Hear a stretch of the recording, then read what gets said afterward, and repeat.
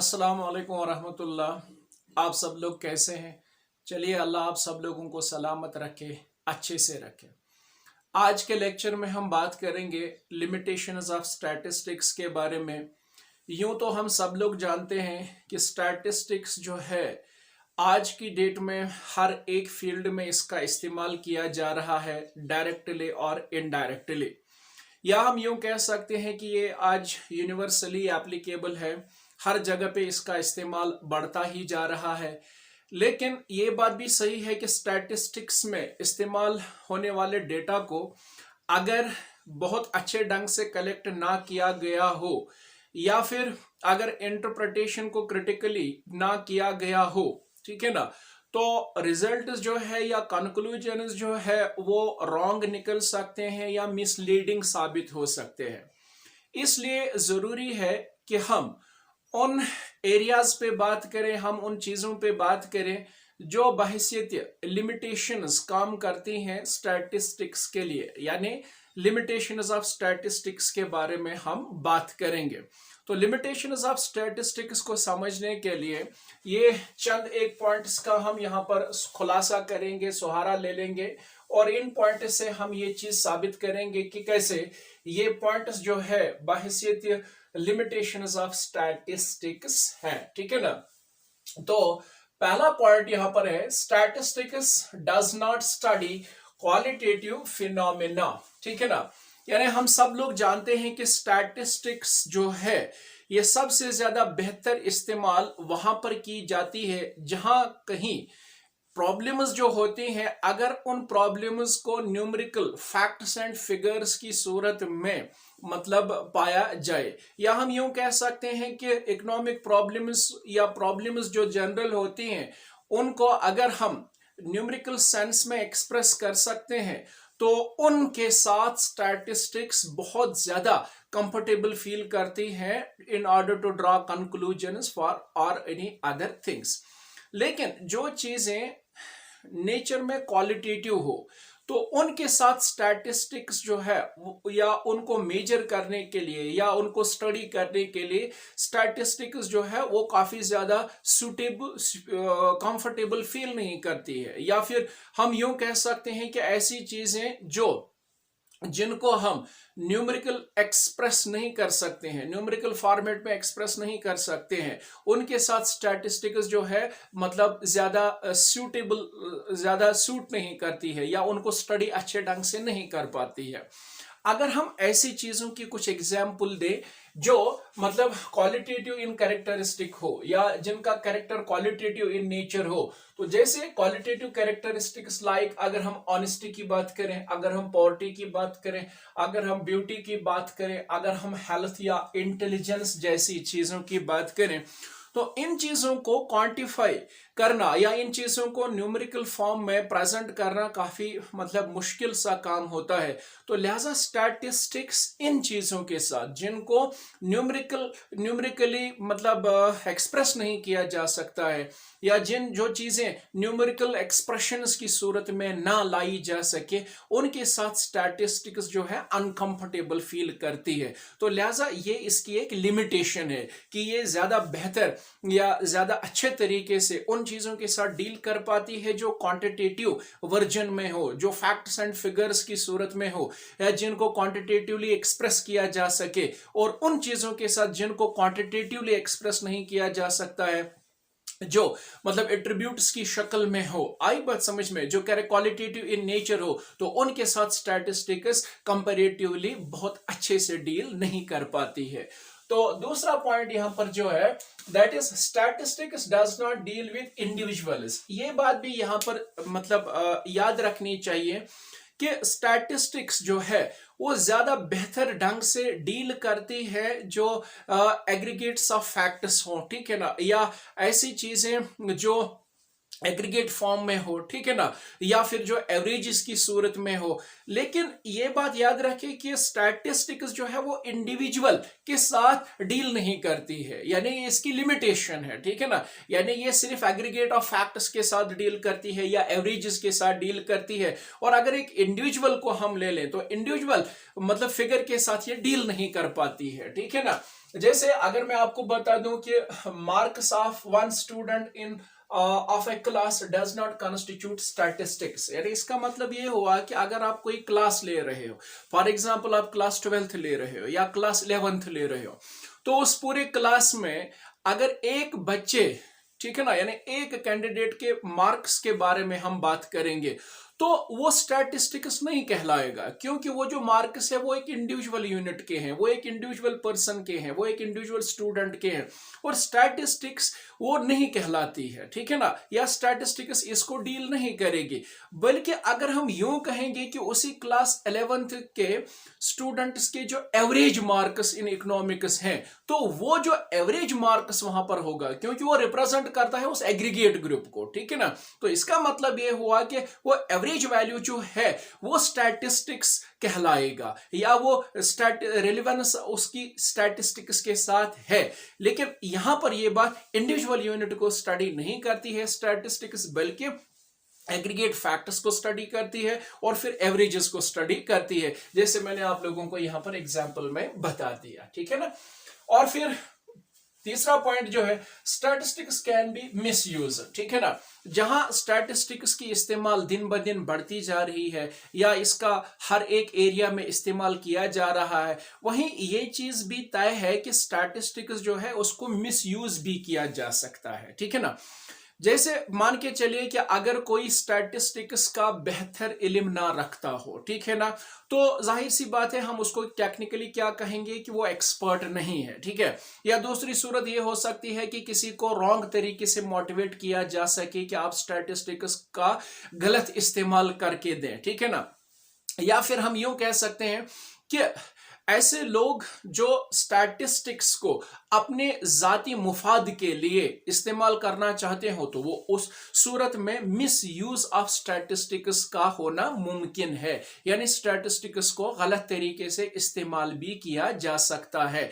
क्योंकि अगर self interest के लिए स्टैटिस्टिकल टूल्स को इस्तेमाल किया जाए या फिर स्टैटिस्टिक्स को स्टडी किया जाए, तो जाहिर सी बात है कि वो जाती मुफाद के लिए उसका गलत तरीका जो है वो भी इस्तेमाल में लाया जा सकता है। तो हम यहां पर ये कह सकते हैं कि स्टैटिस्टिक्स कैन बी मिसयूज्ड, ठीक है ना।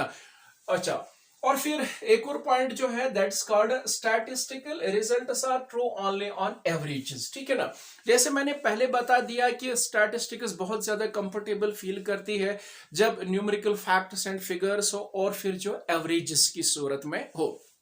लेकिन यूं आप समझ लीजिए कि अगर हम फिजिकल साइंस की बात करें, अगर हम फिजिकल साइंस के या नेचुरल साइंस में जो लॉज हैं अगर हम उनके बारे में बात करें, तो वो लॉज जो है वो यूनिवर्सली ट्रू होते हैं, ठीक। स्टैटिस्टिक्स में जो लॉज बने होते हैं वो उतने ज्यादा मतलब करेक्ट नहीं होते, कह सकते हैं कि उतने मतलब सच या ट्रुथ इसके रिजल्ट्स होते हैं जितने के नेचुरल लॉज या जो नेचुरल साइंस है या जो फिजिकल साइंस में बने हुए लॉज के रिजल्ट्स होते हैं, ठीक है ना।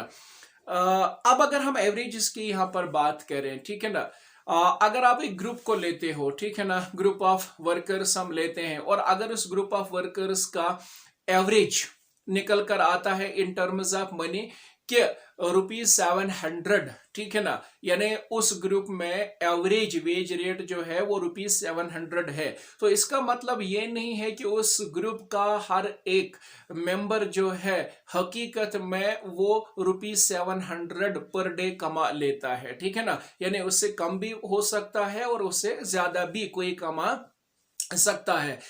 उस ग्रुप में जो एवरेज वैल्यू है और हकीकत में जो वो कमाते होंगे या जो मार्क्स वहां पर बने होंगे या जो कोई भी चीज हम मेजर कर रहे हैं वो बिल्कुल डिफरेंट होता है एवरेज वैल्यू से, ठीक है ना। तो इसीलिए हम ये कहते हैं कि statistical results are true only on averages, ठीक है ना।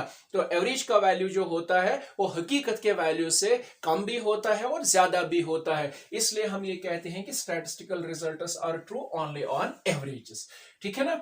अच्छा, फिर पॉइंट नंबर 5 है, statistical laws are not exact. जैसे मैंने अभी थोड़ा बहुत इसके बारे में बात की थी कि जैसे फिजिकल साइंस में जैसे फिजिक्स होती है, केमिस्ट्री के जो लॉज होते हैं या जो नेचुरल साइंस होता है वहां पर जो लॉज होते हैं वो एग्जैक्ट होते हैं, वो यूनिवर्सली ट्रू होते हैं, ठीक है ना। लेकिन यहां पर क्या होता है कि स्टैटिस्टिक्स के जो लॉज होते हैं, यहां पर जैसे प्रोबेबिलिटी होती है, ठीक है ना, यहां पर अप्रोक्सीमेशन होती है, ठीक है ना।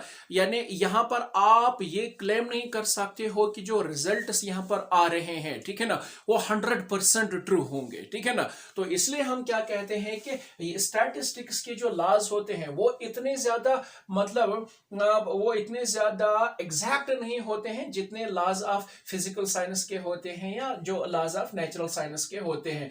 यहां पर आप सिर्फ एक प्रेडिक्शन कर सकते हो, अप्रोक्सीमेशन या प्रोबेबिलिटी जिसको हम कह सकते हैं, उस चीज के आधार पर हम यहां के लॉज को डिफाइन करते हैं। तो कुल मिला के स्टैटिस्टिकल लॉज जो होते हैं, ठीक है ना, आर नॉट एग्जैक्ट, ये सही नहीं होते हैं। मतलब 100% आप ये क्लेम नहीं कर सकते हो कि ये लॉज जो है बिल्कुल 100% ट्रुथ है, एग्जैक्ट है, सच्चे हैं, ठीक है ना। 6 है, only experts can make the best use of statistics, ठीक है ना। स्टैटिस्टिक्स की जब हम बात करेंगे तो जरूरी है कि जो एक्सपर्ट्स हैं, वो एक्सपर्ट्स जिनके पास स्टैटिस्टिक्स का काफी ज्यादा नॉलेज होता है, वो जब स्टैटिस्टिकल टूल्स का इस्तेमाल करते हैं, वो जब स्टैटिस्टिक्स पे डिफरेंट मेथड्स अप्लाई करते हैं, तो वहां से जो रिजल्ट्स आएंगे वो बिल्कुल मतलब ठीक होंगे। उनको कंक्लूजन जो निकल कर आएगा उन पे भरोसा किया जा सकता है। रिजल्ट्स जो होंगे वो मतलब अच्छे खासे निकल कर आएंगे, काफी हद तक वो एक्यूरेट निकल कर आएंगे।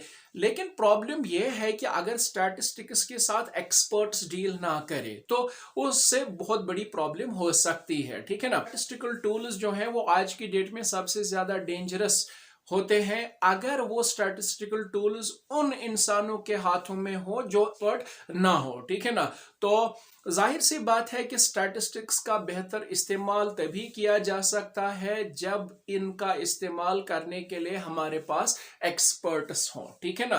तो एक्सपर्ट्स का होना यहाँ पर जरूरी होता है। और अगर कम इल्म वाले स्टैटिस्टिकल टूल्स का इस्तेमाल करेंगे तो वैसा करने से जो कंक्लूजन्स होंगे वो अच्छे खासे नहीं निकल कर आएंगे और जो रिजल्ट्स वहां से निकल कर आएंगे वो मिसलीडिंग होंगे। और इस तरीके से स्टैटिस्टिक्स सिर्फ डील वहां पर ज्यादा अच्छा करती है या स्टैटिस्टिक्स वहां पर सबसे बेहतर तरीके से इस्तेमाल में लाई जा सकती है अगर इसका इस्तेमाल करने के लिए एक्सपर्ट्स अवेलेबल हों, ठीक है ना। और फिर इसी तरीके से पॉइंट नंबर 7 है, statistical data should be uniform and homogeneous. ये बात यहां पर सबसे ज्यादा इंपॉर्टेंट है। स्टैटिस्टिकल टूल्स जब हम इस्तेमाल करते हैं तो स्टैटिस्टिकल डेटा जो होता है वो होना चाहिए यूनिफॉर्म एंड होमोजीनियस, ठीक है ना। अगर होमोजीनियस डेटा हो, अगर डेटा में यूनिफॉर्मिटी हो, तो उस डेटा को कंपेयर करने के लिए इस्तेमाल किया जा सकता है। लेकिन अगर डेटा यूनिफॉर्म ना हो और होमोजीनियस की जगह अगर डेटा हेटेरोजीनियस टाइप का हो तो उसका कंपैरिजन नहीं किया जा सकता है। फॉर एग्जांपल अगर मैं आप लोगों को यहाँ पर हेटेरोजीनियस ऑफ डेटा की मतलब एग्जांपल दे दूं यहाँ पर, फॉर एग्जांपल अगर आप हाइट ऑफ ट्रीज को हाइट ऑफ ह्यूमंस के साथ कंपेयर करना चाहते हो तो ये तो हेटेरोजीनियस है, ठीक है ना। या इसी तरीके से अगर प्रोडक्शन ऑफ व्हीट का कंपैरिजन आप प्रोडक्शन ऑफ कोल के साथ करना चाहते हो तो ये तो हेटेरोजीनियस है। तो स्टैटिस्टिक्स इनके साथ अनकंफर्टेबल फील करती है। तो स्टैटिस्टिक्स कहां पर कंफर्टेबल फील करती है, कहां पर इसका बेहतर इस्तेमाल किया जा सकता है, उस स्टैटिस्टिकल डेटा के साथ जो बिल्कुल यूनिफॉर्म फॉर्मेट में हो और फिर होमोजीनियस इन कैरेक्टर हो, तो वहां पर स्टैटिस्टिक्स बेहतर ढंग से इस्तेमाल की जा सकती है for the purpose of comparison, ठीक है ना। तो इन पॉइंट्स या इन हेडिंग से हम ये चीज समझ गए या हमने समझाने की कोशिश की कि कौन से वो एरियाज होते हैं, कहां कहां पर स्टैटिस्टिक्स जो है वो कंफर्टेबल फील नहीं करती है। तो उन चीजों को हम लिमिटेशंस ऑफ स्टैटिस्टिक्स के नाम से कहलाते हैं या कहते हैं। तो ये चीजें जो हमने बयान की लिमिटेशंस ऑफ स्टैटिस्टिक्स में आती हैं। उम्मीद करता हूं कि ये चीजें आप समझ गए होंगे।